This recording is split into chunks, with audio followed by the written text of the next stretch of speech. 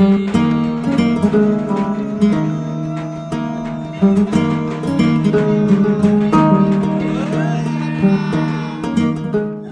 এই পূজাটা শুরু করার পর থেকে আমাদের 3 দিন মূল পূজা হয়। জল সন্ন্যাস, নীল সন্ন্যাস এবং ঝাঁপ, তারা ঝাঁপ।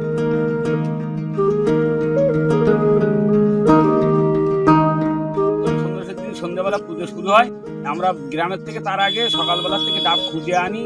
সেই ডাবটা এনে আমাদের ওই ঘট স্থাপন হয়, ঘটের উপরে ডাবটা রাখা হয় এবং আমরা ওই পদ্ম ফুলটা হাতে বাঁধা হয়, বেঁধে ওই ডাবের উপরে চাপানো হয়।